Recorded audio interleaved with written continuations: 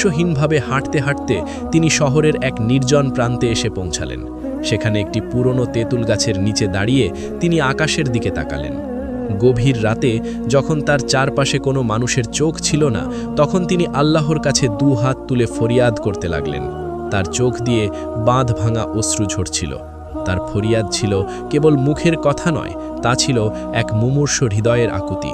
তিনি ফুঁপিয়ে কেঁদে উঠে বললেন, হে আল্লাহ, হে আরশের মালিক, তুমিই তো রিজিক দাতা, তুমিই তো পরীক্ষা গ্রহণকারী। আমার ঘরে আজ খাবার নেই, আমার সন্তানেরা অভুক্ত, আমি তোমার কাছেই সাহায্য চাইছি। আমার এই দুর্বলতা যেন আমার ঈমানকে দুর্বল না করে দেয়। আমি তোমার কাছে আমার কোনো প্রাপ্য চাইছি না হে আল্লাহ, আমি শুধু তোমার কাছে আমার নেক আমলের উসিলায় মুক্তি চাইছি। আমার জীবনে যদি তোমার সন্তুষ্টির জন্য করা কোনো কাজ তোমার দরবারে কবুল হয়ে থাকে, তবে সেই কাজের উসিলায় আমাকে এই বিপদ থেকে মুক্তি দাও। আমার সন্তানেদের মুখে হাসি ফিরিয়ে দাও হে দয়াময়। আব্দুল্লাহর এই আকুল দোয়া যেন সরাসরি আরশ পর্যন্ত পৌঁছে গেল। দোয়ার প্রতিটি শব্দে ছিল তার জীবনের সমস্ত ত্যাগ আর তিতিক্ষার প্রতিফলন। দোয়া করতে করতে তার মনে হঠাৎ অতীতের একটি ঘটনা ভেসে উঠল। ঘটনাটি ছিল তার জীবনের এক কঠিনতম সিদ্ধান্ত, যেখানে তিনি নিজের চরম প্রয়োজন থাকা সত্ত্বেও কেবল আল্লাহর সন্তুষ্টির জন্য এক বিশাল ত্যাগ স্বীকার করেছিলেন। প্রায় 1 বছর আগের কথা। আব্দুল্লাহর জীবন তখন ছিল সরলতা আর কঠোর পরিশ্রমের এক প্রতিচ্ছবি।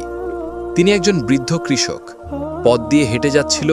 হঠাৎ পথে ওই বৃদ্ধ কৃষক অসুস্থ হয়ে মারা যাওয়ার উপক্রম হয়ে গিয়েছিল। কিন্তু আল্লাহর বান্দা আব্দুল্লাহ তাকে পথ থেকে তুলে নিয়ে চিকিৎসা করান, তার বাড়িতে তাকে পরিচর্যা করেন, যার ফলে ওই ব্যক্তি সুস্থ হয়ে যায়। সেই কথাটি সে দোয়ার মধ্যে আল্লাহর কাছে উল্লেখ করে বলল, হে আল্লাহ, এ ভালো কাজের উসিলায় আমাকে আপনি বিপদ থেকে মুক্তি দান করুন। এরপর সে দোয়া শেষ, হাঁটতে শুরু করল।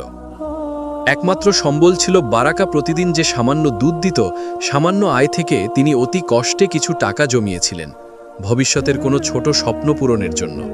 সেই জমানো টাকাগুলো ছিল তার শেষ সম্বল, তার ছোট পৃথিবীর একমাত্র সঞ্চয়। একদিন ভর দুপুরে যখন সূর্য মাথার উপর আগুন ঝরাচ্ছিল, আব্দুল্লাহ গ্রামের বাইরে জনমানবহীন পথের ধারে একটি বিশাল বটগাছের নিচে বিশ্রাম নিচ্ছিলেন। হঠাৎ তার চোখে পড়ল এক অচেনা মুসাফিরকে। মুসাফিরটি মাটিতে লুটিয়ে পড়ে আছেন, তার কপালে ঘামের সাথে মিশে আছে কষ্টের রেখা। কাছে গিয়ে আব্দুল্লাহ দেখলেন মুসাফিরের শরীর জ্বরে পুড়ছে, চোখ দুটি ক্লান্তিতে বন্ধ হয়ে আসছে। আব্দুল্লাহ দ্রুত তার সেবা শুরু করলেন, ঠান্ডা জল এনে তার মুখে দিলেন। কিছুটা সুস্থ হয়ে মুসাফির ক্ষীণ কণ্ঠে বললেন, ভাই, কিন্তু এই মুহূর্তে আমার শহরে গিয়ে ওষুধ কেনার